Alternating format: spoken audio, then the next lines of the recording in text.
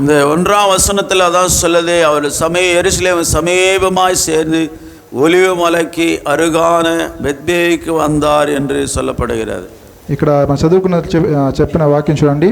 బెత్బేకు సమీపంగా ఉన్నటువంటి ఒలివ కొండ, ఎరుషలేముకు సమీపంగా இருக்கிற ఒలివ మலை, ఆ యెరూషలేము సమీపంగా ఉన్నటువంటి ఒలివ కొండ దగ్గరికి దేవుడు వచ్చి ఉన్నాడు. హల్లెలూయా, హల్లెలూయా. இந்த மலையை பற்றி ஒரு தீர்க்க தரிசனம், இந்த மலை அண்டைக்கு இயேசு வருவதற்கு முன்னாலேயே இதை குறித்து ஒரு தீர்க்க தரிசனம் ஆண்டவர் எப்பொழுதோ சகரியாவோடு கர்த்தர் பேசியிருக்கிறார்.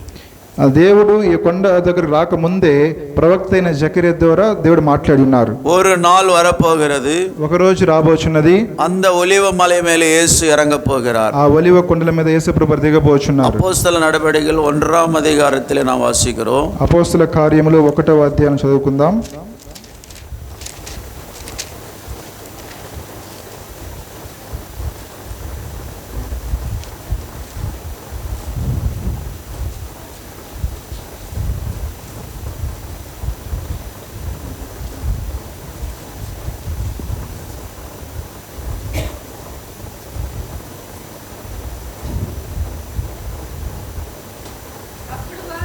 అప్పుడు వారు ఒలివల వనమనబడిన కొండ నుండి యెరూషలేమునకు తిరిగి వెళ్ళిరి. ఆ కొండ యెరూషలేమునకు విశ్రాంతి దినమున నడవదగినంత సమీపం ఉన్నది. హల్లెలూయా. அப்போஸ்தல காரியம் 12ஆம் வசனத்தில் நாம் இங்கே பார்க்கிறோம். 12ஆம் வசனத்தில் இருக்கிறது. ஆனால் முன்னாலே நாம் பார்க்கும் பொழுது அவர் சொன்ன பிறகு 9ஆம் வசனம் 9ஆம் வாக்கியமிலோ இவைகளை அவர் சொன்ன பின்பு அவர்கள் பார்த்து கொண்டே இருக்கலே உயர எடுத்துக்கொள்ளப்பட்டார், அவர் கண்களுக்கு மறைவாக ஒரு மேகம் அவரை எடுத்துக்கொண்டது. ఈ మాటలు చెప్పి వారు చూచుచుండగా ఆయన ఆరోహణమాయెను. అప్పుడు వారి కన్నులకు కనబడకుండా ఒక మేఘము ఆయన కొనిపోయెను. హల్లెలూయా, హల్లెలూయా.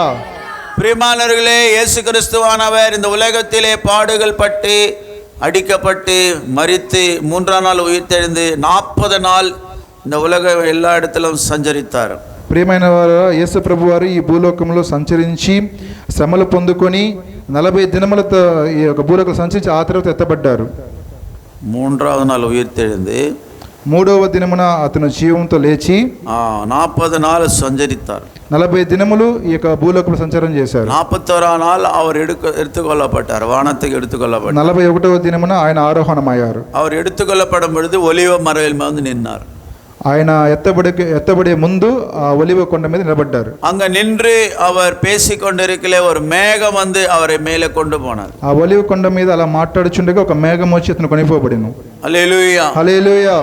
உடனே அங்க இருக்கிறவங்க எல்லாரும் அங்கே சொல்லப்பட்டிருக்கிறது, அவர்கள் பார்த்து போகிற அவர்களை வானத்தை அண்ணாந்து பார்த்து கொண்டு இருக்கையிலே என்று நாங்கள் பார்க்கிறோம். 10ஆம் வசனம், ఆయన వెళ్ళిచుండగా వారు ఆకాశం వైపు తేరి చూచుచుండిరి. ఇదిగో తెల్లని వస్త్రం ధరించుకున్న 2 మనుషులు వారి యొద్దకు వచ్చి నిలిచి, గలిలియా మనుషులారా, మీరెందుకు నిలిచి ఆకాశం వైపు చూచున్నారు? మీ యొద్ద నుండి పరలోకమునకు చేర్చుకొనబడిన ఈ యేసే ఏ రీతిగా పరలోకం వెళ్ళుట మీరు చూచితిరో ఆ రీతిగానే ఆయన తిరిగి వచ్చునని వారితో చెప్పిరి. హల్లెలూయా, హల్లెలూయా. நீங்க எதுக்கு வானத்தை நோக்கி பார்த்து அவங்க அழுது கொண்டிருக்கிறார்கள்? வானத்தை அண்ணாந்து பார்த்து அழுது கொண்டிருக்கிறார்கள். అక్కడున్న మనుషులు ఆకాశాన్ని తేరి చూచి అలాగే ఏడుస్తూ ఉంటున్నారు. ஏன் சொன்னா இயேசு கிறிஸ்து தங்களை விட்டு போய்விட்டார் என்று வேதனையோடு ஆண்டவரை நோக்கி பார்த்து அவர்கள் அழுது கொண்டிருக்கிறார்கள். ఎందుకంటే యేసు ప్రభు వారు విడిచిపెట్టి వెళ్ళిపోయారనేసి ఒక బాధతో ఏడుస్తూ ఉంటున్నారు. அப்பொழுது அங்கே தூதர் இறங்கி வருகிறார். అప్పుడు అక్కడ దూతలు దిగి వస్తున్నారు. பார்த்துக்கொண்டு இதோ வெண்மையான வஸ்திரம் தரித்த 2 பேர் அவர்கள் அருகே நின்று, கலிலேய மனுஷரே, நீங்கள் ஏன் வானத்தை அண்ணாந்து பார்த்து நிற்கிறீர்கள்? உங்களிடத்தில் இந்த வானத்தை எடுத்துக்கொள்ளப்பட்ட இந்த இயேசுவானவர் எப்படி உங்கள் கண்களுக்கு முன்பாக வானத்துக்கு எழுந்தருளி போனாரோ அப்படியே மறுபடியும் வருவார் என்று அந்த தூதர்கள் அவர்களோடு சொல்லுகிறார்கள். ఇదిగో తెల్ల వస్త్రములు ధరించుకుని 2 మనుషులు వారి వద్దకు వచ్చి నిలిచి, గలిలియా మనుషులారా, మీరెందుకు నిలిచి ఆకాశం వైపు చూచుచున్నారు? మీ యొద్ద నుండి పరలోకముకు చేర్చుకొనబడిన యేసే ఏ రీతిగా పరలోకమునకు వెళ్ళటం మీరు చూచితిరో ఆ రీతిగానే ఆయన తిరిగి వచ్చునని వారితో చెప్పిరి. హల్లెలూయా, హల్లెలూయా. நீ ஏன் வானத்தை அண்ணாந்து பார்த்து நிக்கிறீங்க? ఎందుకు ఆకాశాన్ని మీరు తేరి చూసి నిలబడుచున్నారు? இந்த இடத்திலிருந்து எடுத்துக்கொள்ளப்பட்ட இயேசு மறுபடியும் இதே இடத்துக்கு வரப்போகிறார். ఈ చోటు నుండి ఎత్తబడిన యేసు మళ్ళీ ఈ చోటుకి రాబోచున్నారు. அங்கே பார்க்கிறோம், அவர் ஓய்வு நாள் பிரயாண தூரத்திலிருந்து ஒலிவ மலைக்கு எண்ணப்பட்ட மலையிலிருந்து எருசலேமுக்கு திரும்பி போனார்கள் என்று சொல்லப்படுகிறது. అప్పుడు వారు ఒలివల వనమడబడిన కొండ నుండి యెరూషలేమునకు తిరిగి వెళ్ళిరి. హల్లెలూయా, హల్లెలూయా.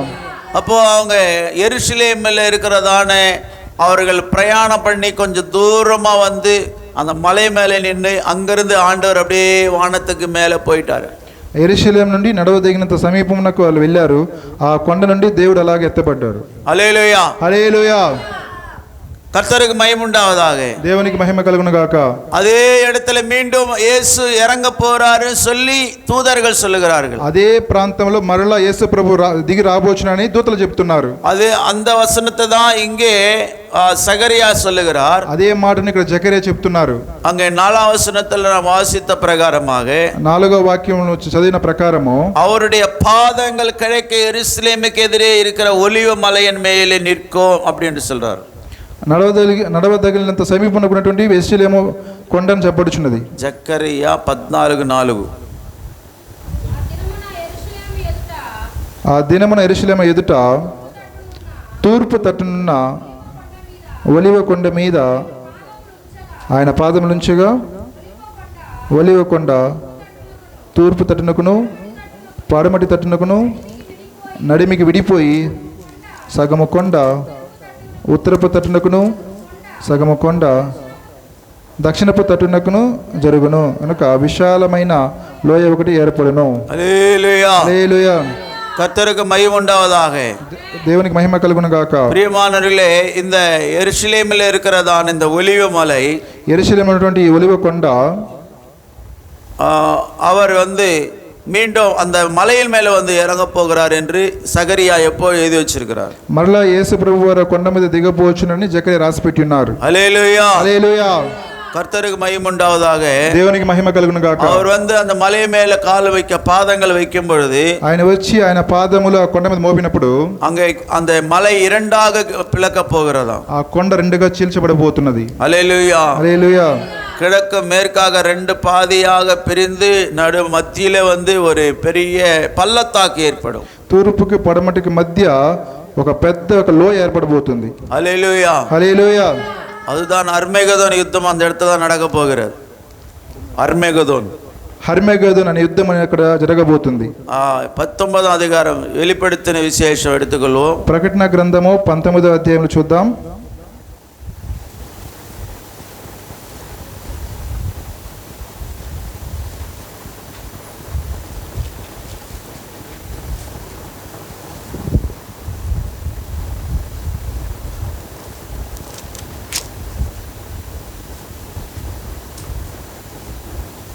பத்தொன்பது 20ஆம் அதிகாரத்தில் அந்த அர்மேகதோன் யுத்தத்தை பற்றி சொல்லப்பட்டிருக்குது. வாசிங்க. 19 కానీ 20 అధ్యాయంలో హెర్మగోన్ అనే యుద్ధం గురించి రాయబడింది.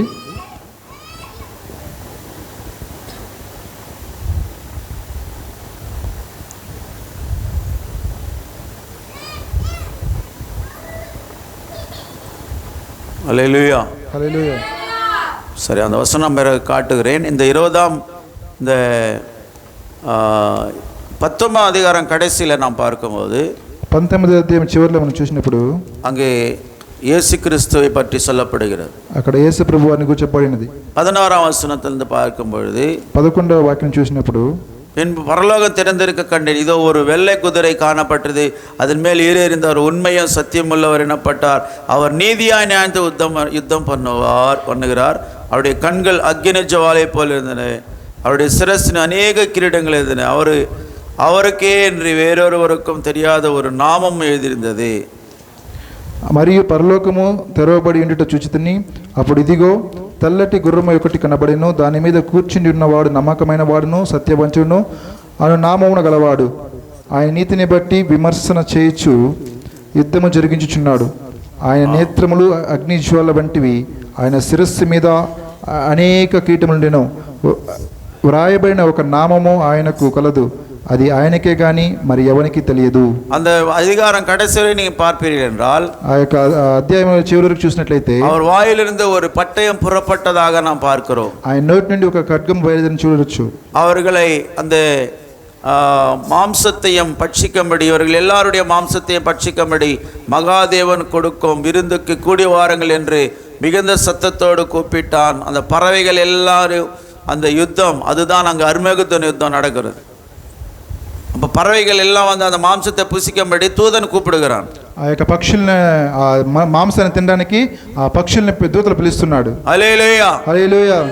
அப்போ அங்கே கடைசியில் 26 வசனம் சொல்லுது, மற்றவர்களை குதிரின் மேல் ஏறினவருடைய வாயிலிருந்து புறப்படுகிற பட்டயத்தாலே கொல்லப்பட்டார்கள், அவருடைய மாంసத்தினாலே பறவைகள் யாவும் திருப்தி அடைந்தன என்று சொல்லப்படுகிறது. కడమవారు గుర్రము మీద కూర్చున్న వారి నోటి నుండి వచ్చిన ఖడ్గము చేత వధింపబడిరి, వారి మాంసములు పక్షులని కడుపార తినెను. హల్లెలూయా హల్లెలూయా. பிரியமானவர்களே, அந்த ஒலிவ மலையின் மேலே இயேசு கிறிஸ்து இறங்க போகிறார். ప్రియమైన వాళ్ళారా, ఆ ఒలివ కొండ మీద యేసు ప్రభువు దిగబోచున్నారు. எப்போ இறங்க போறாரு? ఎప్పుడు దిగబోచున్నారు? అంత్యక్రీస్తుని ఆட்சி இந்த பூமியில் 7 வருஷம் பூரணமடையும் பொழுது, అంత్యక్రీస్తుని యొక్క పరిపాలన 7 సంవత్సరములు పూర్తయిన తర్వాత, பிறகு அப்போ அந்த ஆன பிறகு அங்கே அந்த ஒலிவ மரத்தை அந்த மலை மேலே ஆண்டவர் இயேசு காலை வைக்க போகிறார். ఆ 7 సంవత్సరాలు పూర్తయిన తర్వాత యేసు ప్రభువారు ఒలివల కొండ మీద కాలు మోపబోచున్నారు. அப்போது அந்த மலை இரண்டாக பிளக்க போகிறது. అప్పుడు ఆ కొండ రెండుగా చీల్చబడుతుంది. హల్లెలూయా హల్లెలూయా. ஒரு பெரிய பள்ளத்தாக்கு ஏற்பட போகிறது. అక్కడ పెద్ద పల్లం ఒకటి ఏర్పడబోతుంది. இந்த 19 அதிகாரம் சொல்லப்பட்டதானே, ఇది 19వ అధ్యాయం చెప్పబడిన ప్రకారము குதிரையின் மேலே அநேக ராஜாக்களும் அநேகர் வந்து இயேசு கிறிஸ்துவோடு யுத்தம் பண்ண போகிறார்கள். ఆ గుర్రం మీద అనేక రాజులు వచ్చి యేసు ప్రభు యుద్ధం చేయబోచున్నారు. హల్లెలూయా హల్లెలూయా హల్లెలూయా హల్లెలూయా. அந்த யுத்தம் செய்யும் பொழுது, ఆ యుద్ధం జరిగినప్పుడు அந்த இடத்துல எல்லாருடைய ராஜாக்களின் மாம்சத்தையும், சேனை தலைவரின் மாம்சத்தையும், பலவான்களின் மாம்சத்தையும், குதிரைகளின் மாம்சத்தையும், அவைகள் மேல் ஏறி இருக்கிறவருடைய மாம்சத்தையும், சுயாதீனர், அடிமைகள், சிறியோர், பெரியோர், இவர் எல்லாருடைய மாம்சத்தை பட்சிக்கும்படி மகாதேவன் கொடுக்க விருந்துக்கு கூடி வாருங்கள் என்று மிகுந்த சத்தத்தோடு கூப்பிட்டான் என்று 19ஆம் அதிகாரம் 18ஆம் வசனத்தில் வாசிக்கிறோம். మరియు ఒక దూత సూర్య బింబములో నిలిచి చూచితిని, అతడు గొప్ప శబ్దముతో ఆర్భాటించి, రండి, రాజుల మాంసమును, సహస్రాధిపతుల మాంసమును, బలిష్ఠుల మాంసమును, గుర్రముల మాంసమును, వాటి మీద కూర్చుండు వారి మాంసమును, స్వతంత్రులదేమి, దాసులదేమి, కొద్దివారిదేమి, గొప్పవారిదేమి, అందరి యొక్క మాంసమును తినుటకే దేవుని గొప్ప విందుకు కూడి రండిని ఆకాశ మధ్య మంది ఎగురుచున్న సమస్త పక్షులను పిలిచెను. హల్లెలూయా హల్లెలూయా.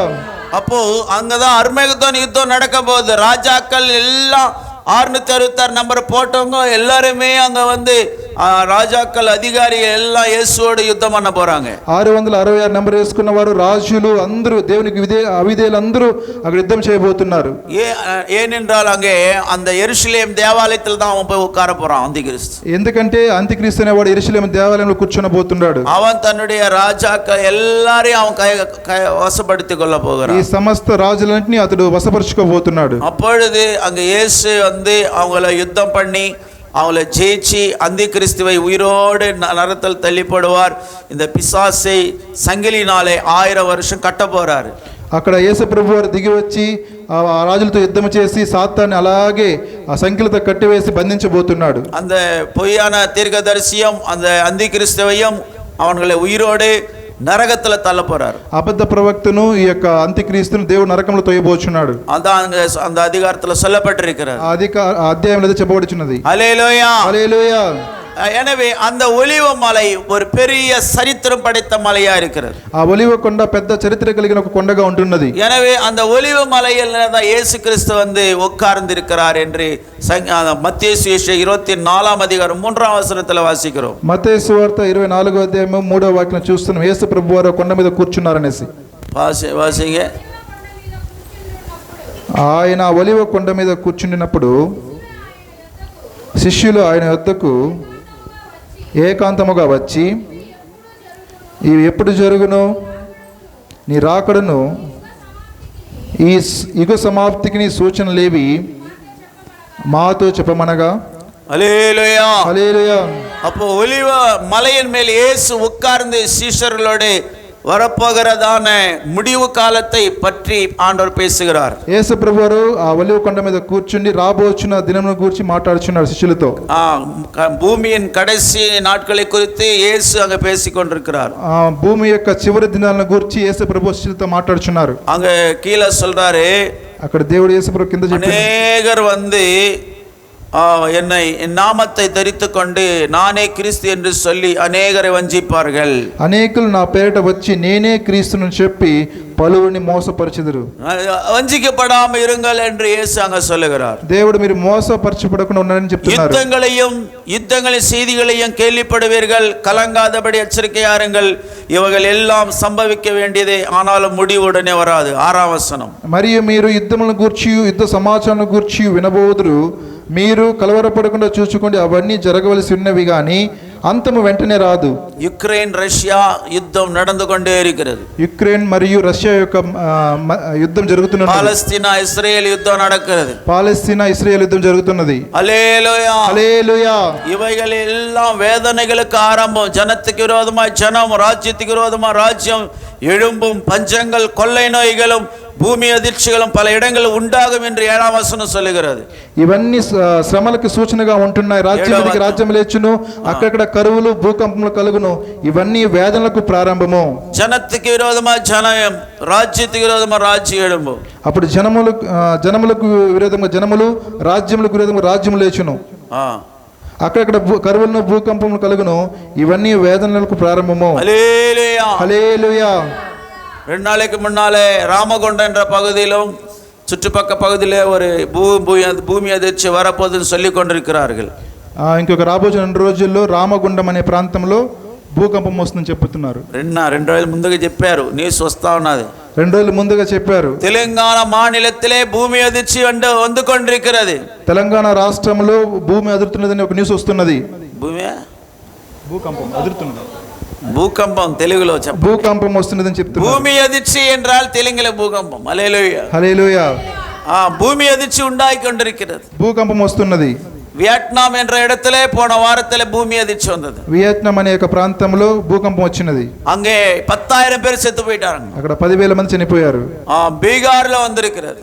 బీహార్లో వచ్చినది. నార్త్ ఇండియాவை కులికి எடுத்து கொண்டிருக்க భూమి அதிர்ச்சி வந்து கொண்டிருக்கிறது. నార్త్ ఇండియాలో భూకంపం వచ్చినది. హల్లెలూయా హల్లెలూయా. కర్తరుடைய నాల్ నెరుంగి கொண்டு வருகிறது. దేవుని యొక్క దినాలు చాలా దగ్గరగా ఉంటున్నవి. హల్లెలూయా హల్లెలూయా. హల్లెలూయా. హల్లెలూయా.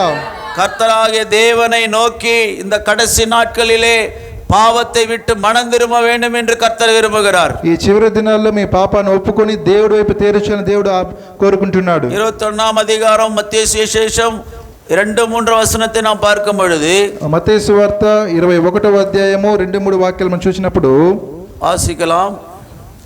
మీ ఎదుటనున్న గ్రామమునకు వెళ్ళుడి.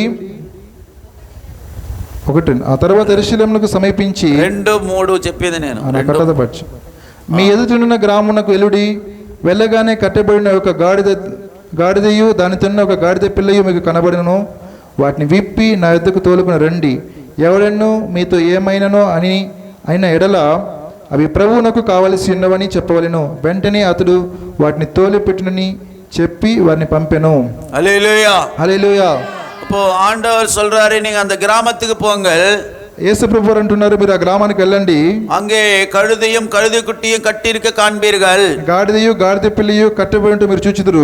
அதை கட்டவிழ்த்து என்னிடத்துல கொண்டு வாங்க சொல்றாரு. ఆ యొక్క కట్లు విప్పి నా వద్దకు తీసుకురని చెప్పారు. யாராவது இது எதுக்குன்னு கேட்டா, ఎవరైనా ఇది ఎందుకని అడిగితే அவங்க இது ஆண்டவருக்கு வேண்டும் என்று சொல்லுங்கள் என்றார். ఇది ప్రభువుకు కావాలని మీరు చెప్పమని చెప్పారు. హల్లెలూయా. హల్లెలూయా. 4వ వచనం சொல்லுகிறது, 6వ వాక్యం అంటున్నది, உன் ராஜா சாந்தகுணமுள்ளவராய் கழுதின் மேலும் கழுதை குட்டியின் மரியின் மேலும் ஏறிக்கொண்டு உன்னிடத்தில் வருகிறார் என்று சியோன் குமாரத்திக்கு சொல்லுங்கள். ఇదిగో నీ రాజు సాత్వికుడై గాడిద భారవాహిక పశువు పిల్లలైన చిన్న గాడిద ఎక్కి నీ యొద్దకు వచ్చుచున్నాడని సియోను కుమార్తె చెప్పుడి అనున్నది. హల్లెలూయా.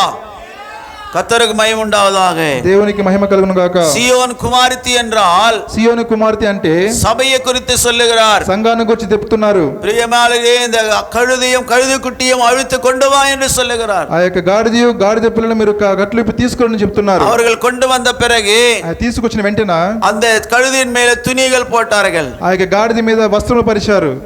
பாருங்க, கழுதை குட்டியும் கழுதையும் ரெண்டு இனத்துக்கு கூட்டிட்டு வந்தாங்க. ఆ గాడిదను గాడిద పిల్లను ఎందుకు తీసుకొచ్చారు? ஹல்லேலூயா, హల్లెలూయా, ஹல்லேலூயா, హల్లెలూయా. ஆண்டவர் சொன்னார், கழுதை குட்டியை அழித்து கொண்டு வா சொன்னார். ఆ యొక్క గాడిద పిల్లను కూడా విప్పి తీసుకురమ్మన్నారు. கழுதையும் அதனோட குட்டியையும் கட்டி இருக்க காண்பீர்கள், அவைகளை என்னிடத்தில் கொண்டு வா சொன்னார். గాడిద పిల్ల కట్టబట్టి మీరు చూచిదరు. ఆ గాడిద పిల్ల కట్లు విప్పి నా దగ్గర తీసుకుని దేవుడు అన్నాడు. கழுதை மேல கழுதை குட்டி மேல ரெண்டு மேல ஆண்டவர் உட்கார முடியுமா? ఆ గాడిద మీదను గాడిద పిల్ల మీద రెండు మీద దేవుడు కూర్చోగలడా? చెప్పండిమా. ஹல்லேலூயா, హల్లెలూయా. அப்போ ஆண்டவர் அங்க உட்கார்ந்து கழுதை குட்டியின் மேல் வருகிறார் என்றுதான் வசனம் சொல்லுகிறது. ఇక్కడ దేవుడు గాడిద పిల్ల మీద దేవుడు వస్తున్నాడని వాక్యం చెప్పబడుచున్నది. 7ஆம் வசனம் சொல்லுது, கழுதையும் குட்டியையும் கொண்டு வந்து அவைகள் மேல் தங்கள் வஸ்திரங்களை போட்டு அவரை ஏற்றினார்கள் என்று சொல்லுகிறது. ఆ గాడిదను దాని పిల్లను తోలుకుని వచ్చి వాటి మీద తమ బట్టలు వేయగా ఆయన ఆ బట్టల మీద కూర్చుండెను. ஹல்லேலூயா, హల్లెలూయా. அப்போ கழுதை குட்டியின் மேலே இயேசு ஏறி இருந்தார். ఆ యొక్క గాడిద పిల్ల మీద యేసు ప్రభు వారు కూర్చుని ఉన్నారు. ஆனா அங்க தாயையும் கூட்டி கொண்டு வந்திருக்கிறார்கள். ఆ యొక్క తల్లిని కూడా తీసుకొని వచ్చి ఉన్నారు. அது எதை குறிக்கிறது? అది దేన్ని చూపిస్తున్నది? அதாவது சில பேர் சொல்லுவாங்க, அதாவது இந்த பழைய ஏற்பாட்டு காலத்துல நியாயப்பிரமாணத்தில் வாசிக்கும் பொழுது, న్యాయకాలంలో చూసినట్లయితే, ధర్మశాస్త్రం చూసినట్లయితే அங்க ஒரு குட்டியை பால் குடிக்கிறதான குட்டியை இருக்கும் பொழுது அந்த தாயை கொல்லக்கூடாது என்று சொல்லப்படுகிறது. பிரிக்கக்கூடாது, பிள்ளையும் தாயும் பிரிக்கக்கூடாதுன்னு ஒரு கட்டளை, 10 கட்டளையில் ஒண்ணாது. తల్లిని బిడ్డను వేరు చేయకూడదని ఒక ఆజ్ఞ ఉన్నది. இப்போ கூட நம்முடைய கோர்ட் சட்டத்துல கூட பார்க்கும்போது ஒரு டைவர்ஸ் வாங்கிட்டாங்கன்னா அந்த பிள்ளை சில நேரம் வயசு வரைக்கும் அந்த குழந்தை தாயிடத்துல தான் இருக்கணும் சொல்லுவாங்க. కోర్టు ఆదేశాల మేరకు డివోర్స్ తీసుకుంటే ఆ యొక్క బిడ్డ నుండి తల్లిని వేరు చేయకూడదు. ఒక సమయం వచ్చే వరకు తల్లి సాకాలి. ஆமா இல்லையா சொல்லுங்கம்மா. அந்த குழந்தை வயசு வர வரைக்கும் அந்த பிள்ளை தாய் இடத்துல தான் இருக்கணும் சொல்லி கோர்ட் உத்தரவு கொடுக்கிறது. ఒక తగిన వయసు వచ్చేంత వరకు బిడ్డను తల్లి పెంచాలని కోర్టు విధించింది. హల్లెలూయా, హల్లెలూయా. அதுபோல இங்கே ஆண்டவராய் இயேசு கிறிஸ்து சொல்லுகிறார், தாய் இடத்திலிருந்து அந்த பிள்ளையை பிரிக்காத குட்டியை தாயை கூட கூட்டி கொண்டு வா சொல்றார் ஆண்டவர். ఇక్కడ యేసు ప్రభు వారు చెప్తున్నారు, బిడ్డను తల్లిని వేరు చేయొద్దండి, ఆ పిల్లను కూడా తల్లితో పాటు తీసుకుని చెప్పాడు. హల్లెలూయా, హల్లెలూయా. மத்தேயு சுவிசேஷம் 17ஆம் அதிகாரம் 27ஆம் வசனம் வாசிக்கலாம். మత్తయి సువార్త 17వ అధ్యాయం 26వ వాక్యం చూద్దాం. 27 ஆகிலும் நாம் அவர்களுக்கு இடரல் உண்டாகாதபடிக்கு நீ கடலுக்கு போய் தூண்டில் போட்டு முதலாவது அகப்படுகிற மீனை பிடித்து அதன் வாயை திறந்து பார், ஒரு வெள்ளி பணத்தை காண்பாய், அதை எடுத்து எனக்காக உனக்காக அவரிடத்திலே கொடு என்றார். ఆయనను మనము వారికి అభ్యంతరం కలుగ చేయకున్నట్లు నీవు సముద్రంలోకి పోయి గాలము వేసి మొదట పైకి వచ్చి చేపను పట్టుకొని దాని నోరు తెరిచిన ఎడల ఒక షెకెలు దొరుకును, దాన్ని తీసుకొని నా కొరకును నీ కొరకును వారి కిమ్మని అతనితో చెప్పాడు. హల్లెలూయా, హల్లెలూయా. பிரியமான இடரல் உண்டாக்காதேன்னு சொல்றார் ஆண்டவர். శ్రమ కలిగించిన దేవుడు చెప్తున్నాడు, అభ్యంతరం కలిగించిందని చెప్తున్నాడు. చెప్పిన వాక్యం చెప్పండి. இடரல் உண்டாக்காதபடிக்கு ஒரு மீனை தூண்டில் போட்டு மீனை பிடி, அதுல முதலாவது மீனை பிடிச்சானா அதுல ஒரு ஷெக்கல் இருக்கும், அதை எடுத்து நீ விற்று இந்த வரி கட்டுன்னு சொல்றார் ஆண்டவர். అభ్యంతరపరచుకున్నట్లు నీవు మొట్టమొదటి చేపల నుండి ఒక శకము తీసి వాళ్ళకి ఇమ్మని చెప్తున్నాడు. హల్లెలూయా, హల్లెలూయా. தமிழ்ல ஒரு வெள்ளி பணம் காண்பாய் என்று சொல்லுகிறார். ఆ తమిళ్లో ఒక వెండి నాణెం చూస్తామని చెప్పబడింది. ஆமா, తెలుగులో షెకెల్ అని ఉండాలి. షెకెల్, ஒரு வெள்ளி பணம் அதுல கிடைக்கும். ఒక వెండి నాణెం அதுல దొరుకుతుంది. அங்க என்ன செய்றான், வரி வசூலிக்கிற கேக்குறான், உங்க வீட்டுக்கு வரி கொடு அப்படின்னு இயேசுவை. అక్కడ పన్ను వసూలు చేసేవారు వచ్చి యేసు ప్రభువును పన్ను ఇవ్వని అడుగుతున్నారు. அப்போ அங்க இருக்கிறதான பேதுரு எல்லாம் சொல்றாங்க, అక్కడ వారి పేతురు చెప్తున్నారు, நாங்க பூமியில இருக்க ராஜாக்கள் இடத்துல போய் வரி வசூலிக்கிறாங்களே அப்படின்னு. ఆ భూలోకంలో రాజుల దగ్గర పోయి పన్ను వసూలు நீங்க చేస్తున్నారా? யூதருடைய ராஜாவா அல்லவா? మీరు ఈదుల యొక్క రాజు కదా, உங்களிடத்துல அவன் வரி கேட்கறானே. నీ ఎదుట వాళ్ళు పన్ను అడుగుచున్నారే. ஆனால் ஆண்டவர் சொல்றாரு, இடரல் உண்டாக்காதபடிக்கு அவனுக்கு கொடுத்துரு அப்படின்னு சொல்றாரு. నీవు అభ్యంతరపరచుకున్నట్లు ఆ యొక్క వరి நீ போய் కట్టేస్తున్నాడు. தூண்டில் போடு, నీవు గాలం వేయి అంటున్నాడు. அதுல முதல் கிடைக்கிற மீன் வாயத்தர, మొట్టమొదటిగా వస్తున్న చేపను నోరు తెరువు, அதுல வெள்ளி பணம் இருக்கும், దాంట్లో వెండి నాణెం ఉంటుంది, அது கொண்டு போய் கொடு அப்படின்ற. దాన్ని తీసుకెళ్లి ఇమ్మంటున్నాడు. హల్లెలూయా. హల్లెలూయా.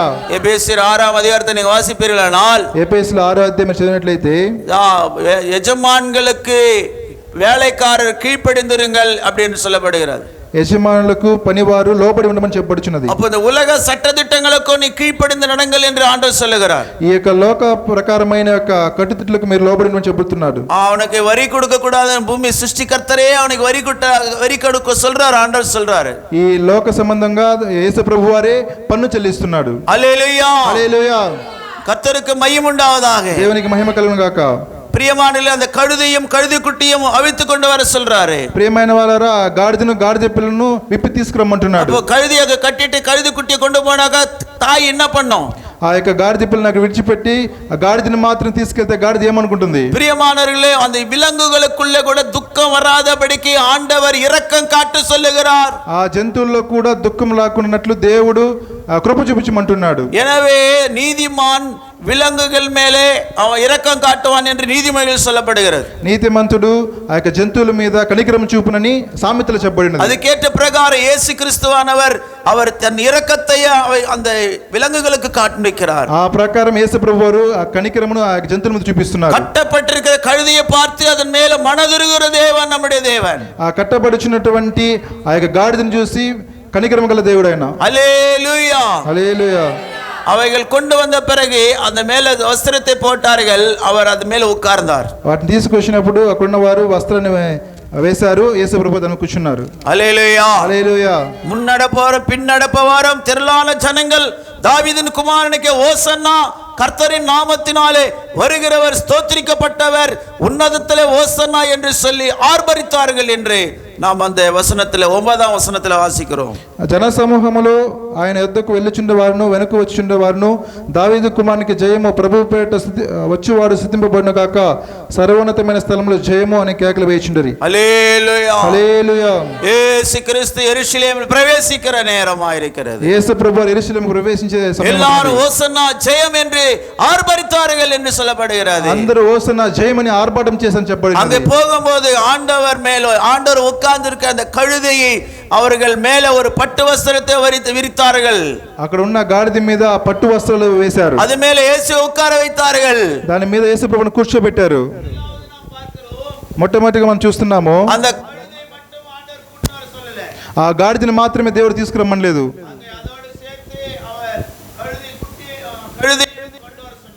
ఆ గాడితో పాటు గాడిద పిల్లని కూడా తీసుకురమ్మన్నారు. హల్లెలూయా. హల్లెలూయా. அந்த கழுதை குட்டி மட்டுமல்ல, கழுதையும் கர்த்தர் கொண்டு வர சொல்லுகிறார். గాడిదని మాత్రమే కాదు, గాడితో పాటు గాడిద పిల్లని కూడా దేవుడు తీసుకురమ్మంటున్నాడు. హల్లెలూయా. హల్లెలూయా. యేసు கிறிஸ்துவுக்குள் இருக்கிற இரக்கத்தை அங்கு காண்பிக்கிறது. యేసు ప్రభువారు మీ మీద కనికరం చూపిస్తున్నారు. இரண்டாவது ஒன்னு சொன்னேன், రెండవది కూడా చెప్పాను. வரி கட்டும்படி ஆண்டவரிடத்தில் வந்து கேட்கிறார்கள், పన్ను విధించమని దేవుని యొద్ద చెడుచున్నారు. ஆனால் சீஷர்கள் சொல்லுகிறார்கள், நாம் எதற்கு பன்னு கட்ட வேண்டும், வரி கட்ட வேண்டும் என்று. అయితే శిష్యులు అంటున్నారు, మనం ఎందుకు కొరకు పన్ను చెల్లించాలి? இடரல் உண்டாக்காதபடி நீ வரி செலுத்து என்று ஆண்டவர் சொல்லுகிறார். అభ్యంతరపరచుకున్నట్లు ఆ యొక్క పన్ను చెల్లించమని దేవుడు చెప్తున్నాడు. இடரல் உண்டாகாதபடிக்கு అభ్యంతరం. హల్లెలూయా. హల్లెలూయా. இடரல் உண்டாக்க கூடாது. అభ్యంతరపరచకండి. హల్లెలూయా. హల్లెలూయా. நாம் ஒரு சுவிசேஷம் சொல்லுகிறோம் என்றால், మనం ఒక సువార్త చెప్తున్నామంటే அவர்களுக்கு இடரல் உண்டாகும்படி நாம் செய்யக்கூடாது. వారికి అభ్యంతరంగా మనం సువార్త ప్రకటించకూడదు. హల్లెలూయా. హల్లెలూయా.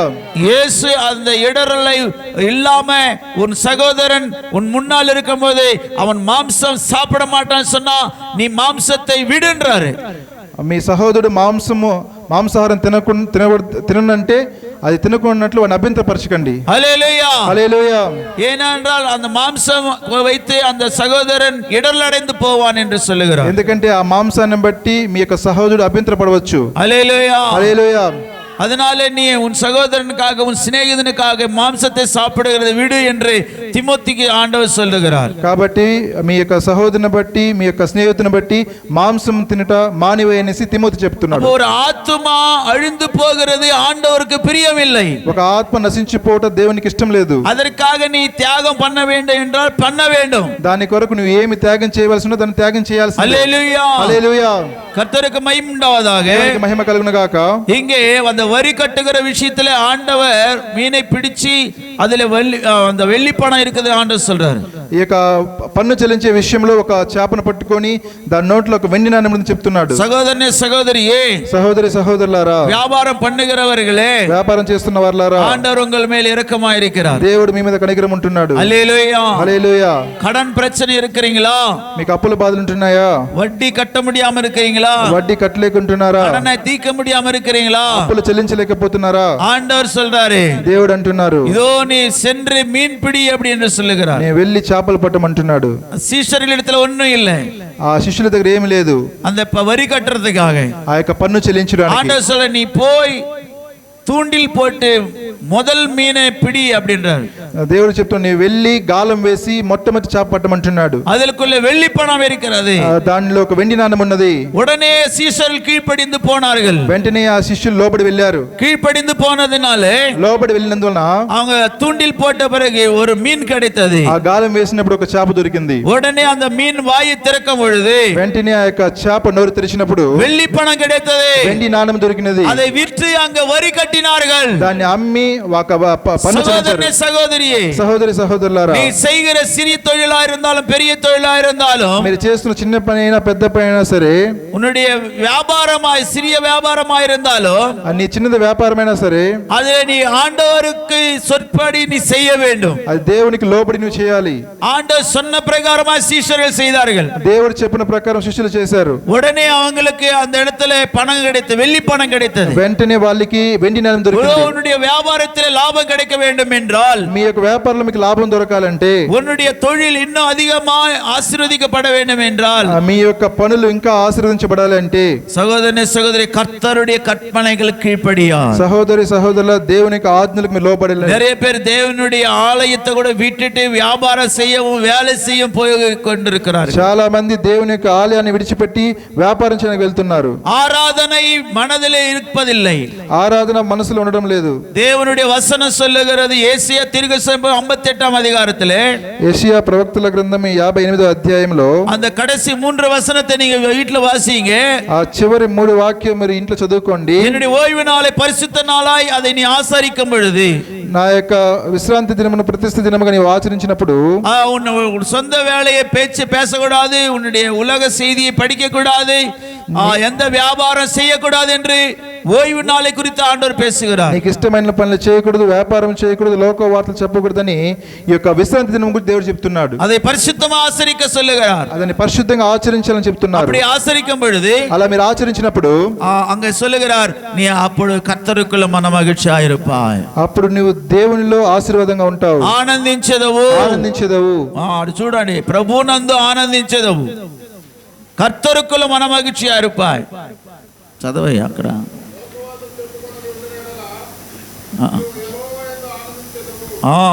రెండోది, యెహోవాకు ప్రతిష్ఠ దినమని ఘనమైనదని అనుకొని దాన్ని ఘనముగా ఆచరించిన ఎడల, ఇది మట్టు చెప్పుబా, கர்த்தருக்குள்ள மனமகிழ்ச்சியா இருப்பாய், నీవు యెహోవాను ఆనందించెదవు.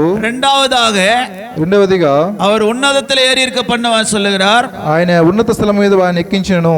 మూడవదిగా உன்னுடைய யாக்கோபினுடைய இருண்ட பரிவாரத்தை உனக்கு சொந்தமாக்குவேன், சுதந்திரமாக்கி கொள்வாய் என்று சொல்லுகிறார். యాకోబు యొక్క స్వాస్థ్యం అనుభవించెదవు. హల్లెలూయా, హల్లెలూయా. அப்போ ஓய்வு நாளை நீ வேலை செய்யாம ஆண்டவர் சமூகத்துக்கு வரும் பொழுது, నీ విశ్రాంతి దినమున ఏ పని చేయకుండా దేవునికి మందిరంకి వచ్చినప్పుడు 3 ஆசீర్వాదங்களும் கிடைக்கிறது. 3 ఆశీర్వాదాలు మీకు దొరుకుచున్నవి. ஒன்று, நீ சந்தோஷமா இருக்க வைப்பார் ஆண்டவர். దేవుడు మిమ్మల్ని ఒకటి సంతోషంగా పెడతాడు. రెండవదిగా ఉన్నతமான ஒரு இடத்துல ஏறி இருக்க பண்ணுவார். ఉన్నత స్థలం మీద మిమ్మల్ని ఎక్కిస్తాడు. దరిద్రமான இடத்துல இருக்க வைக்க மாட்டார். దరిద్రమైన స్థలంలో మిమ్మల్ని విడిచిపెట్టడు. கடனோடு பிரச்சனையோடு உன்னை வாழ வைக்க மாட்டார். మీ ఆ అప్పులతో బాధలతో దేవుడు మనం విడిచిపెట్టడు. வியாதியோடு உன்னை விட்டு விட மாட்டார். వ్యాధితో దేవుడు మనం విడిచిపెట్టడు. ఉన్నతமான இடத்துல ஏறி இருக்க பண்ணுவேன் என்று சொல்லுகிறார். ఉన్నత స్థలంలో ఎక్కిస్తానని దేవుడు చెప్తున్నాడు. హల్లెలూయా హల్లెలూయా. நீ சும்மா வரல, உன்னை நீ உட்கார்ந்து கையை தட்டு பாட்ட பாடி ஜெபம் பண்ணிட்டு ஒரு கையில உன்னை ஆண்டவர் அனுப்ப மாட்டார். మీరు వచ్చి పాటలు పాడి చేతులు చప్పట్లు కొట్టి ఒట్టి చేతులతో వెళ్ళడానికి దేవుడు ఒప్పుకోడు. டகன்னு சொல்லணும். ஹல்லேலூயா హల్లెలూయా. இங்கே வந்து தேவ சமூகத்தில் நீ ஆராதனை செய்யும் போது, దేవుని సముఖంలో మీరు ఆరాధించినప్పుడు ஆண்டவர் இந்த 3 விதமான ஆசீர்வாதங்களை கொடுத்து அனுப்புவார். దేవుడు ఈ 3 విధమైన ఆశీర్వాదాలు ఇచ్చి పంపిస్తాడు. வரி கட்டுவதற்கு பணம் இல்லை, పన్నులు చెల్లించడానికి డబ్బులు లేవు. கடன் அடைக்க பணம் இல்லையா? అప్పులు చెల్లించడానికి డబ్బులు లేవా? குடும்பத்தில் வறுமையில இருக்கிறாயா?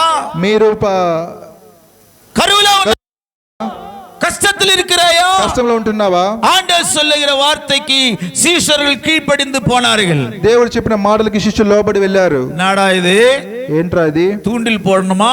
గాలం వేయాలనా? முதல் மீன் வருமா? మొట్టమొదటి చేప వస్తుందంట. அதுல வெள்ளி பணம் கிடைக்குமா? దాంట్లో వెండి అన్నం దొరుకుతుందంట. அப்படின்னு அந்த கேலி பண்ணல அவனுங்க. అలాగని వాళ్ళు హేళన చేయలేదు. హల్లెలూయా. హల్లెలూయా.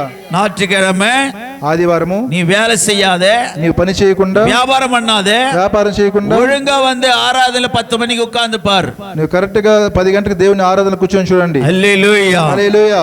இந்த வார்த்தை பொய்யாகுமா? ఈ యొక్క మాటలు అబద్ధమగునా? மல்கியாவில் 3:10 ஆண்டவர் சொல்றாரு. మలాకి 3:10 దేవుడు అంటున్నాడు, இதோ வானத்தின் பலகனை திறந்து இடங்கொள்ளாமல் போக மட்டும் உன்னை ஆசீர்வதிப்பேன், அதனால உன் தசம பாகத்தை என் பண்டகசாலை கொண்டு வா என்று சொல்லுகிறார். ఇదిగో ఆకాశపు వాకిన్లు విప్పి నిన్ను పట్టజంత విస్తారంగా మేము నింపుదని దేవుడు చెప్తున్నాడు. ఎప్పుడు? ఆ దశమ భాగం చెల్లించినప్పుడు దశమ భాగத்தை கொண்டு வான்னு சொல்றாரு. దశమ భాగం తీసుకురమ్మంటున్నాడు. அப்போது வானத்தின் பலகனை திறந்து இடங்கொள்ளாமல் போக மட்டும் உங்களை ஆசீர்வதிப்பேன் என்று சொல்றார். ఆకాశపు వాకిన్లు విప్పి మిమ్మల్ని ఆశీర్వదిస్తా అంటున్నాడు. హల్లెలూయా. హల్లెలూయా. நீ செஞ்சு பார்த்தியானா? మీరు చేసి చూసినట్లయితే கொஞ்சம் பேர் பாதி கட் பண்ற பாதி சாப்பிட்டுருவாங்க, பாதியை தந்து தசம பாகம் கொடுக்குறாங்க. కొంతమంది సగం తినేసి సగం దశమ భాగం తెచ్చిస్తున్నారు. హల్లెలూయా. హల్లెలూయా. ஒரு அம்மா கவர்ல 30 ரூபாய் போட்டு தான் குத்துனுது. ఒక అమ్మగారు 30 రూపాయలు కవర్లు వేసి తెచ్చిస్తున్నారు. ఎన్నాను కేటా? ఏమని అడిగితే కాணிకయా? కాணிకంట. కవర్ ఎందు కాணிకకాக இல்ல, ఈ కవర్ అనేది కాணிక కోసం కాదండి, దశమ భాగத்துக்காக. దశమ భాగం ఇవ్వడానికి. హల్లెలూయా. హల్లెలూయా.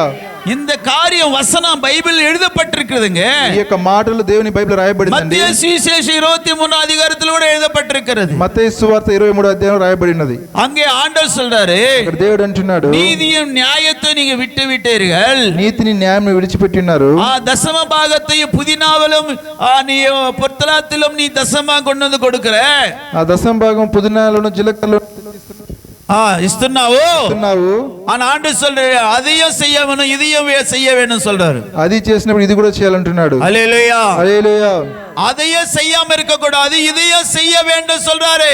అది చేయకుండా ఉండకూడదు, ఇది కూడా చేయాలి. 23 అయ్యో వేషధారులైన శాస్త్రులారా, పరిసయ్యులారా, మీరు పుదీనాలోను సోపులోను జీలకర్రలోను 10వ వంతు చెల్లించి ధర్మశాస్త్రం ప్రధానమైన విషయములను అనగా న్యాయములను కనికర విషయములను విడిచిపెట్టితిరి, వాటిని మానక వీటిని చేయవలసి ఉండెను. హల్లెలూయా.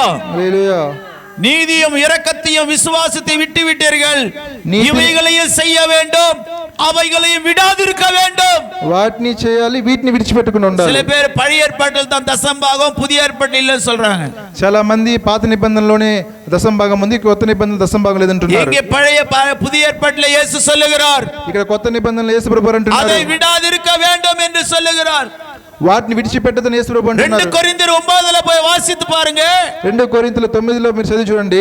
அங்க சொல்றாரு, అక్కడ చెప్తున్నారు, దశమ భాగத்தை காட்டில உற்சாகமான காணிக்கையை கொடுக்க சொல்றாரு. దశమ భాగానికి దశమ భాగం కంటే ఉత్సాహమైన కానుకలు దానికంటే ఎక్కువగా ఇవ్వమని రాయబడింది అక్కడ. హల్లెలూయా. హల్లెలూయా. அப்பதாங்க அவங்க வரி கட்டினாங்க, అప్పుడుదా వాళ్ళు పన్ను చెల్లించారు. ஆண்டவர் சொன்னது கீழ்ப்படிஞ்சு அவன் போய் தூண்டில் போட்டு மீனை பிடிச்சதுனால அங்க வெள்ளி பணம் கிடைத்தது. దేవుని మాటకు లోబడి వాళ్ళు గాలం వేసి చేప పట్టిన వలన ఆ యొక్క పన్ను చెల్లించారు. హల్లెలూయా. హల్లెలూయా. షెకెల్ దొరికిందాడా? ఒక శకం దొరికింది. వెள்ளி పணం கிடைக்கணுமா? మీకు వెండి నాణ్యం దొరకాలా? హల్లెలూయా. கர்த்தர் சொல்றது கீழ்ப்படிந்து பார். దేవుడు చెప్తున్న వాటికి లోబడి చూడండి. ஆண்டவர் வசனத்தை கீழ்ப்படிந்தானா దేవుని మాటలకు లోబడినట్లయితే ஆண்டவர் உனக்கு வெள்ளி பணத்தை தங்கத்தையும் கொடுப்பார். దేవుడు వెండి నాణెమును బంగారాన్ని ఇస్తాడు. நேற்று இயேசு விடுவிக்கிறாரு மோகன் சி அவருடைய ஜபகோபுரத்தை டிரான்ஸ்லேஷன் பண்ணும்படி போயிருந்தேன். నిన్నటి దినమున నేను ట్రాన్స్లేట్ చేయడానికి మోహన్ సి లాజరస్ యొక్క ప్రేయర్స్ వెళ్ళాను. ప్రార్థన గోపురానికి వెళ్ళాను. అక్కడ హల్లెలూయా హల్లెలూయా அங்கே ஒரு தேவனுடைய ஊழியக்காரர் வந்திருந்தார். అక్కడ దేవుని యొక్క మనుషుడు వచ్చున్నాడు. அவர் சொல்லுகிறார், ఆయన చెప్పారు, நாங்க தசம பாகத்தை எல்லாம் கேக்குறது இல்ல, నేను దశమ భాగం అడిగేది లేదు, நாங்க வசனம் சொல்றோம், మేము వాక్యం చెప్తున్నాము. விசுவாசித்த ஒவ்வொருவரும் విశ్వసించిన ప్రతి ఒక్కరూ அப்படியே కழுத்துல இருந்து కైటి அங்க ఉండిல போட்டு போறாங்கன்னு சொல்றாரு. మెడలో ఉన్న వాటిని విప్పి ఉండిలో వేసి వెళ్ళిపోతున్నారు. காதுல தொங்கறதெல்லாம் కైటి அங்க ఉండిல போடுறாங்க. చెవులో ఉన్న వాటిని తీసి ఉండిలో వేసి వెళ్ళిపోతున్నారు. அன்றைக்கு மீன் வாயிலே ஒரு வெள்ளி பணம் கிடைச்சது. ఆ రోజు ఆ చేప కడుపులో ఒక వెండి నాణెం దొరికింది. கர்த்தர் வசனத்துக்கு கீழ்ப்படிந்து வெள்ளி பணத்தை கொண்டு வந்து அங்கே வரி செலுத்தினார்கள். దేవుని మాటకు లోబడి వాళ్ళ యొక్క వెండిని చెల్లించారు. கர்த்தருடைய வார்த்தைக்கு நீ கீழ்ப்படிவது உண்மையானால், ఈ రోజు దేవుని మాటలకు లోబడి నిజమైతే 25வது ஆராதனை பண்டிகைகள் வந்து கொண்டிருக்கிறது. 25వ ఆరాధన పండుగలు వస్తున్నాయి. இன்றைக்கு அந்த விஜயவாட பிரிண்டிங் பிரஸ்ல 6200 ரூபாய் கொடுத்தா வால் போஸ்டும் பாம்ப்ளெட் வரும். ఆ విజయవాడ ప్రింటింగ్ ప్రెస్ లో 6500 ఇస్తే 6200 చెల్లిస్తే మనకు వాల్ పోస్టులు 25వ సిల్వర్ జూబిలీ ఆరాధన పండుగలకు వాల్ పోస్టు పాంప్లెట్ రెడీగా ఉంది. మనం అమౌంట్ చెల్లిస్తే అది రేపే వచ్చి దిగుతాది. హల్లెలూయా హల్లెలూయా చెప్పండి గట్టిగా హల్లెలూయా హల్లెలూయా. దేవుడు మీతో మాట్లాడినట్లయితే ఈ రోజు మధ్యాహ్న కాల సమయములో నిన్నటి దినమున సరవణ అనే దైవజనుడు ఆ యొక్క మోగన్ సి యొక్క ప్రార్థన గోపురములో ఆయన ప్రకటించాడు, మా సంఘంలో ఉండే వాళ్ళు దశమ భాగం మాత్రం కాదు, దానికంటే ఎక్కువగా వారు మెడలో ఉన్న చైన్లు వాళ్ళ యొక్క మరి బంగారు ఆభరణాలు కూడా తెచ్చి మా ఉండిలో వేస్తున్నారు, నా ప్రజలు దీవించబడుతున్నారు అని చెప్పాడు. హల్లెలూయా. தேவனுடைய காரியத்துக்காக உற்சாகமாக கொடுக்கிறவர்களை ஆண்டவர் அபரிதமாக உயர்த்துவார். దేవుని యొక్క కార్యాల గురించి ఉత్సాహంగా ఇచ్చే వారిని దేవుడు ఉన్నత స్థానానికి ఎక్కిస్తాడు. హల్లెలూయా హల్లెలూయా. அதான் ஏசாயா 58ஆம் அதிகாரம் சொல்லப்பட்டது, ఉన్నతமான இடத்திலே ஏறி இருக்க பண்ணுவார். ఆ యెషయా గ్రంథం 50లో చెప్పబడింది, ఉన్నత స్థలం మీదకి ఎక్కిస్తా అంటున్నాడు దేవుడు. ஆமா, உன்னுடைய வியாபாரத்திலே ఉన్నతமான இடத்திலே உன்னை உயர்த்த பண்ணுவார். మీ యొక్క వ్యాపారంలో దేవుడు ఉన్నత స్థలానికి ఎక్కించబోతున్నాడు. வேலை ஸ்தலத்திலே ஆண்டவர் ప్రమోషన్ கொடுப்பார். నీవు పని చేసిన స్థలంలో దేవుడు ప్రమోషన్ ఇవ్వబోతున్నాడు. ஆண்டவர் சமூகத்திலே உண்மையா தசம பாகங்களை பிரதிஷ்டமான காணிக்கைகளை கொடுப்பதிலே உண்மையா இருப்பாயானால், నీవు దేవుని సముఖంలో ఆ కానుకలు మరియు దశమ భాగాలు నమ్మకంగా ఇస్తున్నట్లయితే, హల్లెలూయా హల్లెలూయా, எல்லாரும் ஆண்டவருக்கு வார்த்தைகளை கீழ்ப்படிவோமாக. అందరూ దేవుని మాట లోబడదామా? அந்த கட்டப்பட்ட கழுதையை கூட்டி கொண்டு வர சொன்னார் ஆண்டவர். కట్టబడిన గాడిదను దేవుడు తీసుకురమంటాడు. హల్లెలూయా హల్లెలూయా. உடனே அவித்து கொண்டு வந்தார்கள். వెంటనే విప్పి తీసుకొచ్చారు. மேலே இயேசு உட்கார்ந்தார். దాని మీద యేసు ప్రభు కూర్చున్నారు. உடனே எல்லாரும் ஓசன்னா ஜெயமே என்று ஆர்ப்பரித்து மகிமைப்படுத்தினார்கள். వెంటనే ఓసన్నా జయమని ఆర్భాటం చేశారు. హల్లెలూయా. హల్లెలూయా. அந்த துதி அந்த கழுதைகளுக்கா இல்ல ஆண்டவருக்கா? ఆ స్తుతి ఆ యొక్క గాడిదకా లేకపోతే దేవునికా? హల్లెలూయా. హల్లెలూయా. அந்த கழுதை மேல் இயேசு வருகிற எல்லா கையெழுத்துக்கு கும்பிடுறாங்க. ఆ గాడిద మీద యేసు ప్రభు అందరూ చేతులెత్తి నమస్కారం చేస్తున్నారు. హల్లెలూయా. హల్లెలూయా. அப்போ அந்த கழுதைக்கு எவ்வளவு கனம் வந்திருக்கும் பாருங்க. ఆ గాడిదకి ఎంత ఘనత వచ్చిందో చూడండి. கழுதை மேல ஒரு பட்டு வஸ்திரத்தை விரித்தார்கள். ఆ గాడిద మీద ఒక పట్టు వస్త్రం వేశారు. அந்த வழிகள் எல்லாம் பார்க்கும் பொழுது அந்த கிளைகளை வெட்டி போட்டார்கள். அது அப்படியே நடந்து அது மேல வஸ்திரங்களை விரித்தார்கள். நடந்து போய் கொண்டிருக்கிறது. ఆ యొక్క దారి పొడుగున ఆ యొక్క మట్టలు వేసి వస్త్రం పరిచారు. ఆ వస్త్రం మీద ఆ గాడిద నడుచుకుంటూ పోతుంది. யாரு கழுதைக்கு போட்டாங்க? ఆ గాడిదకి వేశారు. హల్లెలూయా. హల్లెలూయా. அப்ப కழுதை இப்ப ఎది మీద నడుగుదే? ఆ గాడిద దేని మీద నడుస్తున్నది? వస్త్రం పైన నడుస్తున్నది. యేసు ప్రభు నడిచాడా? యేసు நடந்தாரா? యేసు ప్రభు నడిచారా? கழுதை நடக்கிறது. ఆ గాడిద నడుస్తున్నది. அதுக்கு எங்க வந்து இந்த ஐஸ்வர்யம், ఈ యొక్క ఘనత ఎక్కడి నుంచి వచ్చినది? இந்த கனம் எப்படி வந்தது? ఆ ఘనత ఎలా వచ్చింది? యేసు கிட்ட வந்ததினால. యేసు దగ్గరికి వచ్చినందున. கட்டப்பட்டு இருக்கிற நிலைமையில இருக்கிற உன்னை என்னை கர்த்தர் கட்டவிழ்த்தி பிசாசு பிடியிலிருந்து விடுதலை செய்து கொண்டு வந்திருக்கிறார். కట్టబడిన పరిస్థితి నుంచి సాతాను యొక్క కబంధ బంధకం నుండి విడిపించి దేవుడు మనం తీసుకొచ్చాడు. హల్లెలూయా. வந்திருக்கிற நீ ஆண்டவருக்கு உண்மையா ஒப்பு கொடுத்து வாழ்வாயானால், వస్తున్న నీవు దేవుడు వచ్చిన నీవు దేవునికి నిజంగా మీరు అప్పగించి నడుచుకున్నట్లయితే உனக்கு கர்த்தராலும் கனமும் மகிமையும் மரியாதையும் கிடைக்கும். దేవుని ద్వారా మీకు ఘనత మహిమ దొరుకును. ஆனால் இடரல் உண்டாக்குகிறதான காரியம் நீ செய்வாயானால், మధ్యలో వస్తున్న కార్యాలను చేసినట్లయితే, అభ్యంతరం కలుగజేసే కార్యాలు నువ్వు చేసిన ఎడలా, మత్తయి సువార్త 5:29 ముగిస్తున్నాను. 5:29 చదవండి త్వరగా. 5:29 మత్తయి సువార్త 5:29.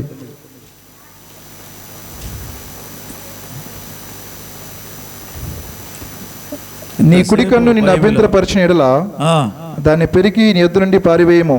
నీ దేహమంతయు నరకములో పడివేయబడకుండా నీ అవయములలో ఒకటి నశించుట నీకు ప్రయోజనకరము కదా. உன் வலது கண் உனக்கு இடரல் உண்டாக்கினால் அதை பிடுங்கி எரிந்து போடு. உன் சரீரம் முழுவதும் நரகத்தில் தள்ளப்படுவதை பார்க்கிலும் உன் அவயங்கள் ஒன்று கெட்டு போவது உனக்கு நலமாயிருக்கும். அல்லேலூயா, அல்லேலூயா, அல்லேலூயா. ஆண்டவர் சொல்றாரு, దేవుడు చెప్తున్నాడు, உன்னுடைய வலது கண் இடரல் உண்டாக்கினால் నీ కుడి కన్ను నిన్ను అభ్యంతరపరిచిన ఎడల அதை பிடுங்கி போடு. దాన్ని పెరికి పారివేయండి. ஒரு அவயம் கெட்டு போய் పరలోకத்து పోறது నలమా இருக்குமா? నీ అవయములో ఒకటి నశించి పరలోకం పోట ప్రయోజనకరమా? ஆனால் அப்படி இல்லாம எல்லா அவயத்தை பத்திரமா வச்சுக்கின்னு நரகத்துல போய் சேர்றது நல்லா இருக்குமா? అలా కాకుండా అన్ని అవయములు భద్రంగా పెట్టుకొని నరకములో వెళ్ళటం మంచిదా? హల్లెలూయా, హల్లెలూయా. இடரல் உண்டாக்குகிறதான காரியம் எது இருந்தாலும் உன் வாழ்க்கையில எடுத்து போடு. అభ్యంతరపరిచే కార్యం నీ జీవితంలో ఏది ఉన్నదని తీసివేయండి. హల్లెలూయా, హల్లెలూయా. இடரல் உண்டாக்குகிறதான உன் சகோதரனுக்கு இடரல் உண்டாக்குகிற காரியம், ஆண்டவருடைய பார்வையில இடரல் உண்டாக்குகிற காரியம் எப்பேற்பட்ட பாவமா இருந்தாலும் அது உனக்கு சந்தோஷத்தை கொடுக்கலாம், உனக்கு லாபத்தை கொடுக்கலாம். அதை எடுத்து போடு என்று ஆண்டவர் சொல்லுகிறார். దేవునికి మరి నీ సహోదరునికి అభ్యంతరపరిచే ఏ కార్యమైనా సరే, అది నీ సంతోషపరిచే కార్యం ఉన్నా సరే అది తీసివేయమని దేవుడు చెప్తున్నాడు. இல்லை என்றால் நரகத்துக்கு போய் சேருக என்று, లేకుంటే నరకానికి వెళ్ళి చేరుతారు. ஆண்டவருடைய வார்த்தைக்கு கீழ்ப்படிகிறவர்களை, దేవుని యొక్క మాటకు లోబడే వారలారా పరలోకத்துக்கு கர்த்தர் கொண்டு போக పరలోకానికి దేవుడు తీసుకొని పోవచ్చున్నాడు. உன் வாழ்க்கையில பரிசுத்தத்துக்கு இடரலா இருக்கிற எந்த காரியமா இருந்தாலும், నీ జీవితంలో పరిశుద్ధతకు అభ్యంతరపరిచే ఏ కార్యమైనా, ఆటంకపరిచే ఏ కార్యమైనా సరే அதை நீ பிடுங்கி போடு என்று கர்த்தர் சொல்லுகிறார். దాన్ని పెరికి వేయమని దేవుడు చెప్తున్నాడు. అది எவ்வளவு லாபமா இருந்தாலும், ఎంత లాభమైనా సరే అది இடரல் இருக்குகிறதா, అది అభ్యంతరపరుస్తున్నదా? நீ వ్యాపారం செய்து கொண்டிருக்கிறாய், நீ వ్యాపారం చేస్తున్నావు. புதுசா நம்ம சபைக்கு ஒருத்தர் வராரு, కొత్తగా మన సంఘానికి ఒకరు వస్తున్నారు. அப்போ அவர் பார்த்து உன்னை பார்த்து அவர் இடரல் அடைவார். నిన్ను చూసి అతను అభ్యంతరపడకూడదు. அவர் நாங்க விசுவாசி, இந்த சபையில் இருக்கிறார், அவர் அங்க வியாபாரம் பண்ணுகிறார், இங்க எல்லாரும் ஆராதனை பண்ணுகிறாங்க, அவர் மட்டும் அங்க வியாபாரம் பண்ணி கொண்டிருக்கிறாரு, இது என்ன சபை என்று அந்த சகோதரன் இடரல் அடைந்தால், ఏంటండి ఇక్కడ సంఘానికి వస్తున్న వ్యక్తి అక్కడ వ్యాపారం చేస్తున్నారు, ఇక్కడ సంఘంలో ఉన్నవారు ఆరాధన చేస్తున్నారు అని నీ ద్వారా అతను అభ్యంతరపరచబడితే ఆ యొక్క అభ్యంతరము నీకు అపాయం అవుతుంది. அவர் இடரல் அடைவது உன்னுடைய ஆத்மா, உன்னுடைய ரட்சிப்புக்கு அது இடரலா இருக்கிறது. ఆయన అభ్యంతరపడేది నీ యొక్క ఆత్మ రక్షణకి అది అభ్యంతరకరంగా ఉన్నది. ఇంకదా రాబోయే எடுத்துட்டு போறாரு, ఇక్కడదా బల్లారం తీసుకెళ్తున్నారు. அவர் வாயில கெட்ட வார்த்தை வருது, நான் கேட்டேன் சார் அப்படினாగా, ఆయన నోట్లో చెడ్డ మాటలు వస్తున్నాయి అని విన్నప్పుడు, హల్లెలూయా, హల్లెలూయా, நீ அந்த సహోదరునికి இடரலா இருக்கிறாய், ఆ సహోదరునికి అభ్యంతరంగా ఉంటున్నావు. అభ్యంతరం. அப்போ அந்த சகோதரன் என்ன பண்ணுவாரு, ఆ సహోదరు ఏం చేస్తాడు, పర్వాలేదు కెట్ట వార్త పేసலாம் పోలదే, పర్వాలేదు మనం చెడ్డ మాటలు మాట్లాడొచ్చు, அவர் பேசுவார், వాడు మాట్లాడతాడు. ఏనా என்னப்பா நீ கெட்ட வார்த்தை பேச, நான் கேட்ட என்ன சொல்லுவாரு, ఎందుకు బా నువ్వు చెడ్డ మాటలు మాట్లాడు, ஐயா என்னோட 10 வருஷமா உங்க సభைకి వరారు, அவர் பேசுறாரு కెట్ట వార్త அப்படி சொல்லுவாరు. అతను అడిగినప్పుడు అతను ఏం చెప్తాడంటే, అయ్యా నాకంటే ముందుగా 10 సంవత్సరాలకు వస్తున్న వ్యక్తే మాట్లాడుతున్నాడు కదా, నేను మాట్లాడితే ఏమంటాడు, అవో இடரல் உண்டாக்கு, అక్కడ అభ్యంతరం ఏర్పడుచున్నది. వసనத்தின் ప్రకారం நீ வாழாம போகிறதுனாலே, వాక్య ప్రకారం నడవకుండా పోవడం వలన உன்னை பற்றி இன்னொருத்தர் வந்து கத்துகிறாரு, నీ వలన ఇంకొక నేర్చుకుంటున్నాడు. அந்த ఆత్మ இடரல் அடைகிறது, ఆ ఆత్మ అభ్యంతరపరచబడుచున్నది, அந்த ఆత్మ నరకத்துக்கு போகும், ఆ ఆత్మ నరకానికి వెళ్తున్నది. సహోదరనే సహోదరి, సహోదరి సహోదరులారా, ఆండర్ சொல்லுகிறார், దేవుడు చెప్తున్నారు, இடரல் உண்டாக்குகிற காரியம், అభ్యంతరపరిచే కార్యములు உன்னுடைய வாழ்க்கையில் இருக்குமானால் నీ జీవితంలో ఉన్నది இப்பொழுதே பிடுங்கி போடு, ఇప్పుడే పెరికి పారివేయండి, இல்லனா లేకుంటే నరకానికి వెళ్తారు. కర్తருக்கு ఒప్పుకొడండి, దేవునికి అప్పగించుకోండి. కట్టపట్ట కழுதை, ఆ కట్టబడినటువంటి గాడిద ఆండவர் అழுத்து கொண்டு வர சொன்னார், దేవుడు దాన్ని విప్పుకొని రమ్మన్నాడు, அதன் மேலே வஸ்திரம் போட்டு దాని మీద వస్త్రాలు ధరించి ఆండவர் அதன் மேலே ஏறி போனார், దేవుడు దాని మీద కూర్చొని వెళ్ళాడు, మహిమயும் గణமும் మర్యాదயும் கிடைத்தது, దానికి దేవుని ద్వారా దేవుని వలన మహిమ మహిమ ఘనత இதோ దొరికింది. இன்றைக்கு நாம் உயிரோடு இருக்கிறோம் சொன்னா ఈ రోజు మనము జీవంతో ఉన్నామంటే நம்மை ஆண்டவர் விடுவித்து கொண்டு வந்தபடினாலே దేవుడు మనం విడిపించి వచ్చిన ప్రకారము அதனால தான் நாம் இப்பொழுது சந்தோஷமா சமாதானமா வாழ்கிறோம். దాన్ని బట్టి మనం ఈరోజు సంతోషంగా பாவத்தில் సమాధానంగా ఉన్నాం. கட்டப்பட்டிருந்த உன்னை அப்படியே ஆண்டவர் விட்டு இருந்தால் என்ன நடந்திருக்கும்? పాపములో కట్టబడిన నిన్ను దేవుడు వదిలివేసింటే ఏమై ఉంటుంది? கட்டப்பட்ட கழுதியா இருந்த நம்மை கர்த்தர் கட்ட வைத்து கொண்டு வந்தாரே. కట్టబడిన గాడిదగా ఉన్న మనల్ని కట్లు విప్పి దేవుడు తీసుకొని వచ్చి ఉన్నాడు. எதுக்காக கொண்டு வந்தார்? ఎందువరకు తీసుకొచ్చాడు? நீ ఆండవரை మహిమపడుతుம்படியாக, దేవుని నామాన్ని మహిమపరిచే విధంగా, நீ ఆండవரோடு நடக்கும்படியாக, నీవు దేవునితో నడుచుకోవడానికి, நீ యెరూషలేము పోగుம்படியாக, నీవు యెరూషలేము పోవడానికి, పరలోకం పోగుம்படியாக, పరలోకం పోవడానికి యేసు உன்னை கொண்டு வந்திருக்கிறார். యేసు ప్రభువుని తీసుకొని వచ్చి ఉన్నాడు. எல்லா ஒப்பு கொடுப்போமா? అందరూ అప్పగించుకుందాం. எல்லா முழங்கால் போடு. అందరూ మోకరిద్దాం. ఒప్పు கொடுப்போமா? అందరూ అప్పగించుకుందాం. యేసు రాజు రాజుల రాజే త్వరగా వచ్చుచుండే జయమే